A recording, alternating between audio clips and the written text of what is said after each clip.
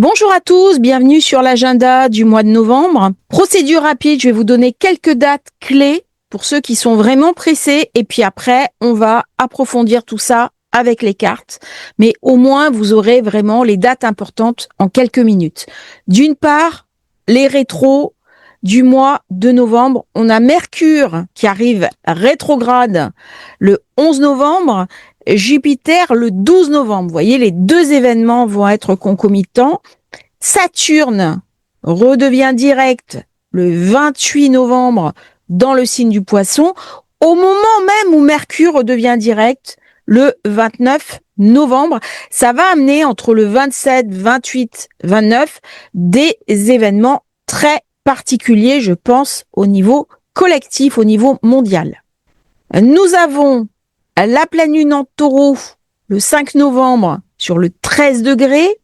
La nouvelle lune le 20 novembre, 28 degrés du Scorpion. C'est toujours une nouvelle lune assez intense. On l'étudiera ensemble plus avant. Au niveau des passages planétaires, Mars change de signe. Il passe en Sagittaire le 4 novembre. Vénus passe en Scorpion le 6 novembre. Voyez comment c'est rapproché. La particularité du mois de novembre, c'est que les événements vont arriver par paquets. Uranus rétrograde revient dans le Taureau le 8. Donc, ça me ramène beaucoup d'événements autour de la pleine lune. Chaque fois qu'Uranus change de signe, eh bien, il y a toujours des imprévus, des impondérables, beaucoup d'énergie qui est amenée. Mercure qui revient en Scorpion le 19 novembre, il est rétrograde. Le Soleil qui est en Sagittaire le 23 novembre. Voilà un petit peu les événements à reporter sur votre agenda. On passe maintenant à l'explication jour par jour avec les cartes, bien entendu. On va faire jour par jour. Nous voilà le 2 novembre, ici. Nous avons Vénus qui est en Balance, qui va faire son carré exact à Jupiter. C'est une date qui va ramener bien sûr de la friction, qui va ramener des problèmes budgétaires. On voit ce qui se passe au niveau de l'État français. Mais à titre personnel, je vais retirer une certaine frustration, manque de pouvoir d'achat, affaiblissement de mes ressources et d'une manière générale, mécontentement des populations. Donc, à titre personnel, j'ai Vénus qui s'oppose à Chiron, Chiron qui est le rectificateur en bélier. Je suis pas contente de moi-même, de ce qu'on m'impose de vivre. Il y a une espèce de frustration, il y a de la colère.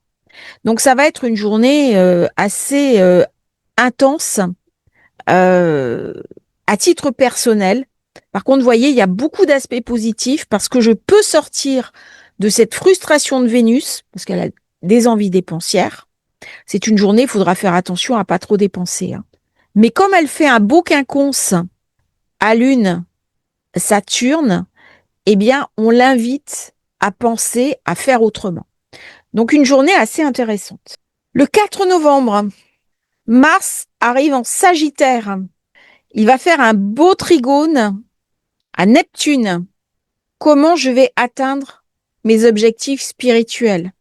Ça va être assez intéressant. Mars en Sagittaire, il est idéaliste. Il y a aussi le mythe du héros. Ça va mettre en avant les opérations étrangères, les opérations dans des pays amis, le rétablissement de la paix. Par contre, Mars va faire une belle opposition à Uranus. Et là, ça met l'accent, bien sûr, sur les problèmes électriques, sur les tensions, les réseaux, les pannes de courant, tout ce qui est hacking, accident d'avion, accident de chemin de fer, retard, grève. Ça peut mettre aussi l'accent sur des révoltes, des populations qui se révoltent. C'est une journée où il peut y avoir beaucoup d'instabilité émotionnelle. On peut se sentir, entre guillemets, survolté. Pleine lune de novembre, mercredi 5 novembre, opposition Soleil-Lune. Par contre, je n'ai pas d'autres aspects qui viennent contrebalancer et me donner des informations complémentaires. Qu'est-ce qui doit m'être montré? Eh bien, j'ai une invitation à regarder la précédente nouvelle lune, puisque j'ai Vénus qui active le degré de la nouvelle lune précédente. Donc j'ai un petit peu une invitation à faire un comeback et à faire le point. C'est une nouvelle lune, une pleine lune, pardon, qui est assez intéressante parce qu'on voit tous les événements qui se passent, c'est-à-dire le 6 novembre, je vais avoir Mars sextile exact Pluton, l'énergie, la puissance, la volonté, et j'aurai Vénus qui rentrera en Scorpion le lendemain. Donc il y a quelque chose qui se prépare. Normalement, une pleine lune, elle me donne un éclairage. Et ben là, je suis comme dans une préparation. Alors, le taureau, c'est un signe financier. C'est un signe matériel. Ça vient mettre l'accent sur mes ressources, les ressources dont je dispose, avec en plus Jupiter carré Vénus. Quels sont mes manques? Quels sont mes possibles? Qu'est-ce qu'on me confisque? C'est toutes ces questions-là, d'autant que Vénus, quand elle va être en Scorpion, elle va faire un carré à Pluton quelques jours plus tard. Donc là, il peut y avoir rapidement un renforcement des conflits. Vénus carré Pluton, sur les champs de guerre, ça donne des morts. Titre personnel, je suis pas forcément touchée, mais ça va amener dans cette pleine lune beaucoup de fébrilité, beaucoup de ressentiment. Je peux être en colère contre un sentiment d'injustice. C'est vrai que Jupiter, Vénus, ce sont les deux planètes de la chance. Quand elles ne sont pas en affinité avec elles, j'ai l'impression qu'il y a quelque chose qui m'échappe, et notamment de cette chance à laquelle je pense avoir droit. C'est-à-dire que lorsque j'agis bien, eh bien, j'attends de la vie une rétribution. Et malheureusement, avec Jupiter, Vénus, eh bien, ce n'est pas encore le cas. Et du coup, ça amène une forme de frustration profonde que je vais devoir alchimiser par le quinconce Neptune, Saturne et le quinconce Uranus. Là, on a un iode. Il y a quelqu'un qui m'a demandé de faire une vidéo spéciale sur le iode. J'ai pas le temps. Je suis désolée, j'ai pas le temps. Je peux pas tout faire. Je sors énormément de vidéos et je peux pas faire plus. Donc toute la théorie astrologique, vous allez chercher par vous-même. C'est pas le but non plus de la chaîne. Et je m'en excuse. Donc là, c'est une journée très intense qui va nous empêcher de dormir. On va avoir beaucoup de mal à s'endormir, comme très souvent lorsqu'on est fébrile avec la pleine lune. Bon, je vais pas aller plus avant parce que je vous ferai la vidéo sur le sujet. 6 novembre, j'ai Mars sextile Pluton. Avec Vénus qui arrive en Scorpion, vous voyez un petit peu comment c'est assez intense. Alors, je vous mets pas les dessins de l'Ingres. J'ai gardé midi pour des raisons de facilité. Ça ramène beaucoup de puissance dans le Scorpion. Encore une fois. Donc, ça va ramener de l'intensité, ça va ramener de la fébrilité, ça peut ramener aussi du conflit. Pourquoi? Parce que le lendemain, nous aurons Vénus qui fera son carré exact à Pluton, alors même que Uranus va rentrer dans le taureau. Donc, c'est des jours après la pleine lune. Vous voyez un petit peu tout ce qui se passe. Le 5 novembre, j'ai la pleine lune. Le 6, j'ai Vénus qui arrive en Scorpion. Le 8, j'ai Uranus qui arrive en taureau. Donc là, on sait qu'entre ces événements-là, ici, là, bah, ça va être des jours assez intenses au niveau collectif, au niveau politique. Ah, il peut y avoir des tensions, notamment sur les marchés financiers, beaucoup de fébrilité et beaucoup de fébrilité au niveau géopolitique. Alors, je suis désolée pour les personnes du signe du taureau. C'est vrai que Uranus qui revient dans votre signe, ça va ramener encore de la fébrilité. Dans le Gémeaux, il donne plutôt de l'allant, il donne plutôt du dynamisme. Pour les Gémeaux, ça peut amener un sentiment un petit peu d'abandon. De dire, ah tiens, j'avais des belles énergies. Où est-ce qu'elles sont, ces belles énergies? Mais par contre, dans le taureau, comme il est en situation de faiblesse, bah, ça plombe un peu l'ambiance. Et là, je pense qu'il va nous plomber un petit peu l'ambiance à tout un chacun. Voilà la carte du jour. On est le 8 novembre. Vous voyez Uranus qui revient en Taureau, qui s'oppose, bien entendu, à Mars, et Vénus qui fait le même jour ce carré à Pluton. Donc pour moi, c'est une journée où il va y avoir des événements importants. Que ça, on peut savoir que dans cette période, ça va amener beaucoup, beaucoup d'instabilité, du mécontentement, des manifestations, des populations en colère. Ce qui est intéressant, c'est que j'ai toujours ce quinconce avec Vénus qui vient un petit peu apaiser les choses. J'aurai aussi le Soleil qui sera en trigone avec le nœud nord. Donc, en dépit de tous ces événements qui peuvent venir m'irriter, qui peuvent me contrarier, qui peuvent me faire peur, eh bien, c'est le moment idéal pour repenser le sens de ma vie. Qu'est-ce que je dois faire? Le monde est en train de changer. Il y a une grosse instabilité. Qu'est-ce que j'en fais? Parce qu'il y a quand même de très beaux aspects. J'ai Jupiter qui envoie toujours de l'énergie sur Mars. Et là, Mars est dans le signe du Sagittaire. Donc, c'est mettre l'action au service d'un idéal. C'est quoi cet idéal? Il m'est donné par le Soleil qui vient éclairer le nœud nord. Alors, avec Neptune qui revient en Poisson, il y a de la brume, il y a de l'idéologie. Et on va voir une opposition entre les idéologues et les gens qui, au contraire, sont dans le pragmatisme. C'est une période aussi où tout ce qui est mensonge peut être révélé. Les mensonges financiers, les manipulations. Le lendemain, je vais garder la même carte, j'ai Mercure qui devient rétro. 6 degrés. Pas une bonne période pour voyager. Évitez de réserver un voyage durant ces périodes-là. Alors, vous pouvez voyager, mais il y a souvent des retards. Par contre, réserver un voyage avec Mercure rétro, vous évitez. On se trompe de date, on se trompe d'endroit. Enfin bon, c'est...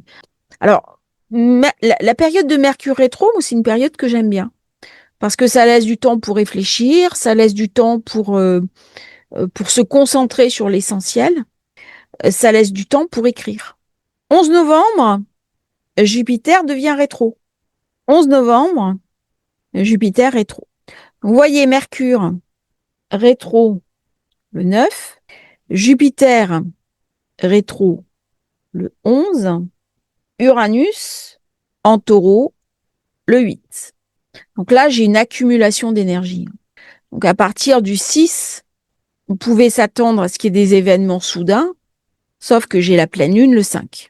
Donc ça va être une période, là, très très intense au niveau des événements mondiaux. Il va se passer beaucoup de choses, beaucoup d'intensité. Jupiter qui a fait un carré à Vénus, ça peut venir aussi des États-Unis. Je pense qu'il va y avoir des problèmes aux États-Unis. Le 12, je vais garder la carte du 11, j'ai Mercure qui arrive en conjonction avec Mars. Donc ça vient éclairer l'action. Moi, est-ce que je dois aller? Qu'est-ce que je dois faire? Comment je vais me repositionner? C'est sur un mode très intérieur. Là, je suis invitée à réfléchir. Il y a des vieux principes qui ne marchent plus. Il y a des vieux fonctionnements qui ne marchent plus. Comment je peux passer à autre chose? Ça va être une journée très intéressante à titre personnel. 12 novembre. Là, j'ai un peu de calme entre le 12 et le 17 novembre. Il se passe rien. On peut souffler. Ça va faire du bien. Il en faut aussi des petites respirations dans la journée. 17 novembre, je vous marque, nous avons le Soleil trigone à Jupiter. Et ça, c'est sympa parce qu'on retrouve un cerf-volant. Cerf-volant avec Uranus. Donc la direction est mise sur le changement des structures. Autant dire que ça va venir déstabiliser les États, par contre. Parce que le taureau, c'est non seulement la finance, c'est le marché financier, c'est les bourses, mais c'est aussi les structures des États, les libertés publiques, les libertés fondamentales. C'est une thématique dont on va beaucoup parler, je pense, en novembre-décembre. Et ça vient charger trigone à Jupiter. Donc, on reprend des couleurs, on se sent mieux, on se sent plus équilibré. On a un magnifique trigone d'eau, beaucoup d'émotions, de perceptions ici. et un superbe quinconce, Lune, Neptune, Saturne. Voilà. Soleil, qui fait bien sûr son trigone à Saturne. Donc on amène de la responsabilité, on amène de l'abondance, on amène de l'opulence, mais ça respecte bien sûr la responsabilité. Très très belle journée pour s'engager. Très très belle journée. Là, il y a vraiment quelque chose de magnifique ce jour-là, avec un aspect très équilibré, euh, plusieurs figures géométriques, avec ce beau triangle de lumière ici, ce beau trigone, ce grand trigone, ce cerf-volant. Vous voyez, c'est vraiment une journée magnifique pour profiter des énergies positives et pour faire des choses importantes. Et Mercure rétro sera sextile à Pluton, donc ça m'amène de la profondeur, ça me ramène de l'intuition, ça me ramène de la conscience. Le lendemain, Mercure rentre en Scorpion. Donc là, on est le 18.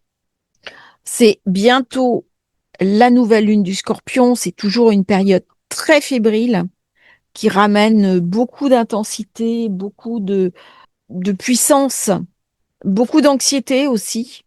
On est 2 jours avant la nouvelle lune et c'est une journée de fébrilité.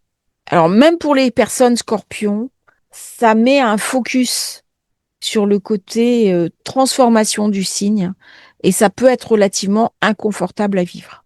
Donc si vous avez des planètes dans le signe du Scorpion, c'est une période particulièrement intense, mais vous pouvez vous sentir un petit peu dépassé par ces événements. C'est une journée avec Mercure qui revient dans le Scorpion. On va parler aussi finance, on va parler financier.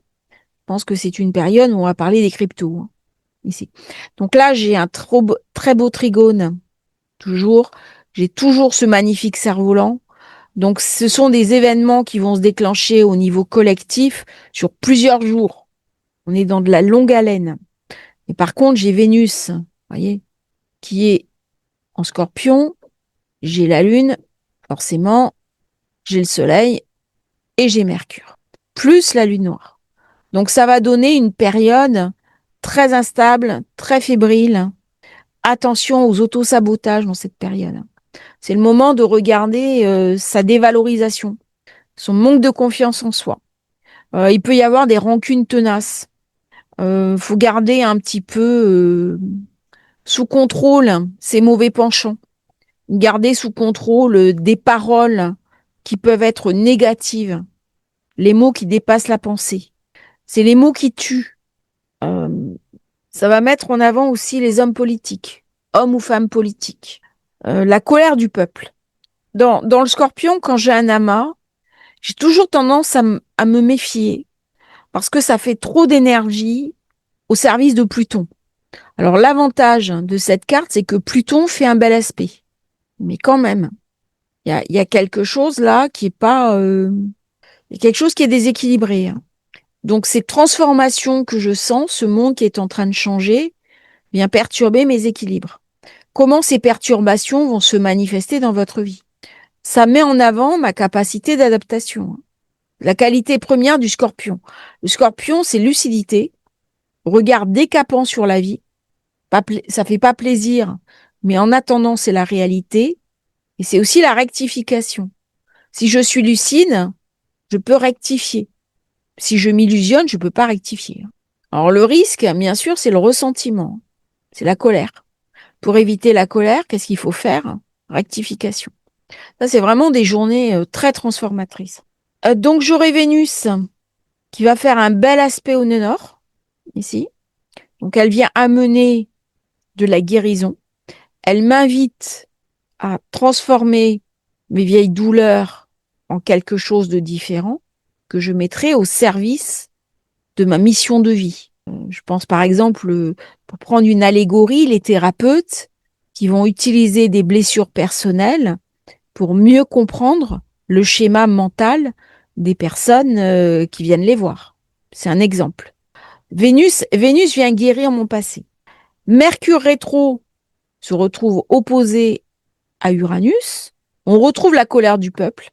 On retrouve les problèmes informatiques, on retrouve les problèmes de circulation, les grèves, les, les retards, les problèmes dans l'aérien, dans les trains, peut être des trains qui déraillent aussi, ici. Et Mercure qui fait un trigone à Neptune, c'est l'idéal. Comment mon intelligence va me permettre d'incarner mon éthique. Là, on est sur la nouvelle lune, donc elle est dans le Scorpion, et je voulais attirer votre regard sur les fins de cycle. C'est-à-dire, elle se fait à 28 degrés du Scorpion. On avait eu nouvelle lune Balance, nouvelle lune Vierge sur les derniers degrés des signes. Donc, on est vraiment sur quelque chose qui finit.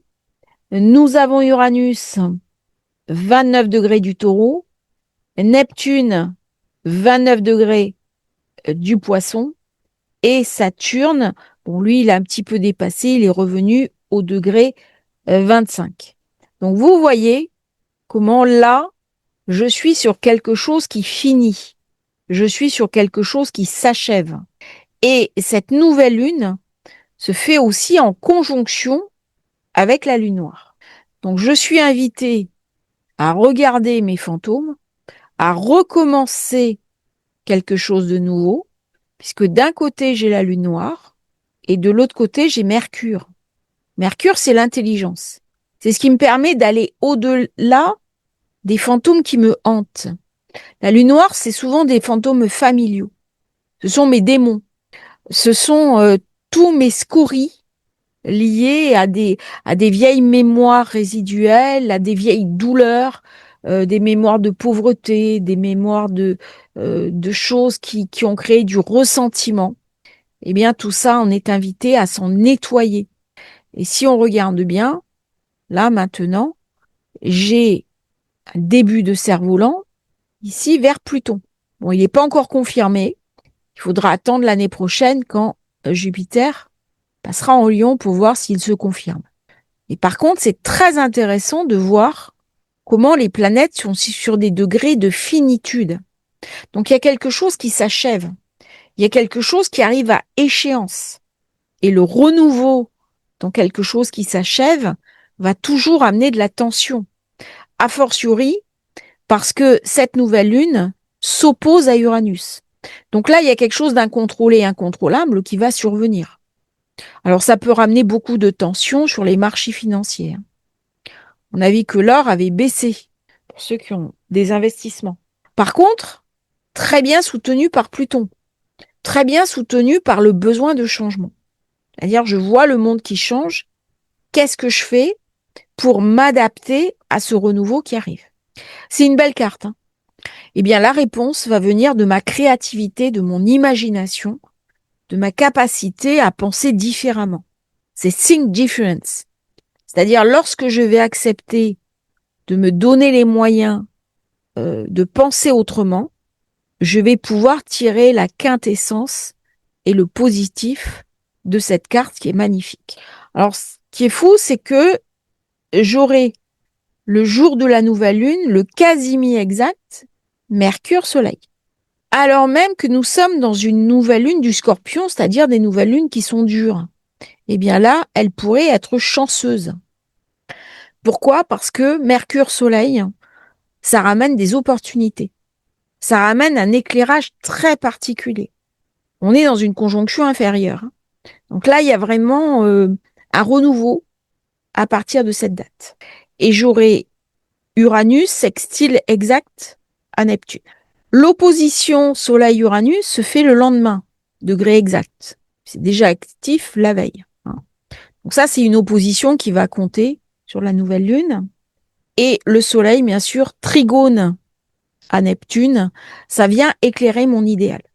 Ça vient éclairer mon éthique, ça vient éclairer mes rêves. Quels sont mes rêves dans ma vie? Le 22 novembre, on change complètement d'énergie. Le Soleil passe en Sagittaire. Et vous voyez cette accumulation d'énergie ici. Vénus dans le Scorpion, Mercure, Lune noire. Comme si les ombres laissaient la place à une accumulation de lumière avec 3 planètes dans le Sagittaire. Ça va me ramener un idéal totalement différent. J'ai quitté les ombres pour aller vers mon élévation personnelle. Alors, bon anniversaire, bien entendu, à tous les Sagittaires. Ça va être une journée très intense. Il y a beaucoup d'accumulation d'énergie, comme si on avait le choix entre ce qui m'empêche d'avancer et la libération de ma propre vie. C'est une invitation à reprendre en main son destin. Le 23 novembre, le Soleil fait un très beau sextile à Pluton. Donc là, c'est magnifique parce que ça va me préparer en me transformant à la prochaine conjonction Soleil-Pluton, qui est toujours un événement marquant. Alors la dernière fois qu'on a eu Soleil conjoint Pluton, on a eu l'investiture du président Trump. Je pense que cette année, en janvier, ça va être assez particulier, la conjonction Soleil-Pluton. Je vous ferai une vidéo d'ailleurs sur le sujet, parce que il va y avoir beaucoup d'énergie dans la zone. Lorsque j'ai ces planètes qui se succèdent, ça ramène infiniment d'énergie dans le secteur du thème qu'elles viennent toucher, c'est-à-dire votre thème de naissance. Donc regardez les maisons qui sont activées, parce que là, elles vont être mises en valeur. C'est collectif, c'est-à-dire c'est une période à spécificité. On doit régler des problèmes dans un domaine en particulier. Et du coup, l'accent est mis sur ce domaine. Le 24 novembre, je vais garder cette carte, j'ai Mars qui va faire un carré au nœud nord. C'est-à-dire que est-ce que je vais accepter de me donner les moyens de mes ambitions? J'ai un projet de vie, j'ai un projet d'être, mais je vais peut-être rencontrer des oppositions. Ces oppositions, c'est de me dire, au vu du contexte, je ne peux pas y aller. Au vu du contexte, j'ai des empêchements. Je n'ai pas les moyens. Ou alors, j'ai des parents âgés dont je dois m'occuper. Ou j'ai des enfants jeunes dont je dois m'occuper.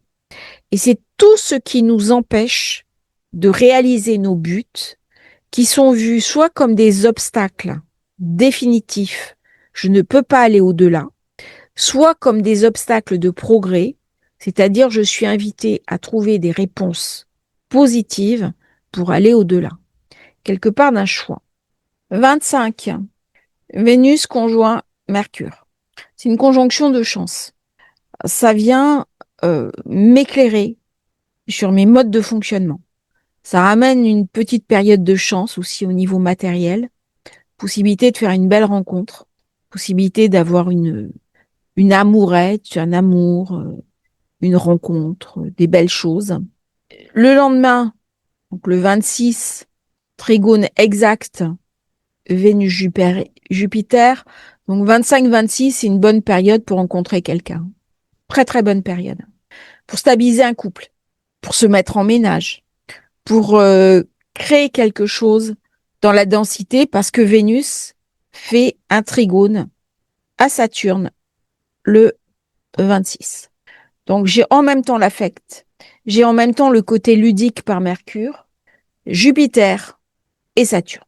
Donc là, il y a vraiment quelque chose de très beau qui se passe. Ça amène beaucoup d'énergie, ça amène beaucoup de possibilités affectives, matérielles, des opportunités à saisir. Le 28, j'ai Jupiter qui stationne en direct. Donc il finit sa rétro, il s'arrête. Là, on va se prendre un mur. Donc il va y avoir des événements importants au niveau collectif, 27, 28, 29. Il peut y avoir un glissement de terrain, il peut y avoir un tremblement de terre dans ces périodes. Il va y avoir des problèmes politiques au niveau des responsables politiques. À titre personnel, on peut avoir l'impression de taper dans un mur. C'est comme si on part en arrière et d'un coup on s'arrête, on ne sait plus très bien où on en est. Pourquoi? Parce que le lendemain, le 29, Mercure stationne direct dans le Scorpion. Donc cette proximité entre Mercure et Saturne, en général, quand j'ai les deux, j'ai toujours des événements très intenses qui se passent, des mouvements de foule, des révoltes contre des partis politiques, contre des États, il y a des changements de régime. Donc fin du mois, je pense qu'il va y avoir des changements de régime dans certains pays, euh, des révoltes portées aussi par Uranus, des confrontations politiques. Donc là, on est sur le 29, hein, Mercure qui s'arrête, Saturne qui s'est arrêté, et puis on voit comment la Lune, elle va déclencher des événements. Alors ça peut être des événements positifs, hein, très bien aspectés, sauf que j'ai Mars qui vient m'enquiquiner, hein. Et Mars le Sagittaire, il ramène beaucoup de feu, hein. Donc c'est des journées, on a envie de faire des choses, mais on n'a pas les moyens de faire ces choses. Donc ça peut ramener de l'insatisfaction. C'est comme si on était entre deux univers. Ça va ramener beaucoup, beaucoup d'intensité au niveau émotionnel. Alors le 30, j'ai Vénus qui s'oppose à Uranus, hein. Donc là, je pense qu'on n'est pas prêt avec ces différentes configurations-là, de régler les problèmes internationaux, hein. Même si Vénus fait un trigone ce jour-là, elle entre aussi en Sagittaire. Donc, je vais vous faire la carte. Ah, c'est Vénus qui va être le pivot, hein. Le 30, Vénus arrive en Sagittaire. Elle s'oppose bien sûr à Uranus et elle fait son trigone à Neptune. Alors ça m'amène beaucoup de romantisme. Il peut y avoir des rencontres avec ce genre de configuration. J'ai un coup de foudre. Par contre, il faudra faire très attention aux manipulateurs et aux manipulatrices. C'est une très très belle configuration pour tomber amoureux, porté par son idéal, porté par sa vision romantique. Ça peut être très intéressant, à condition de garder le pragmatisme de Mercure qui est dans le Scorpion.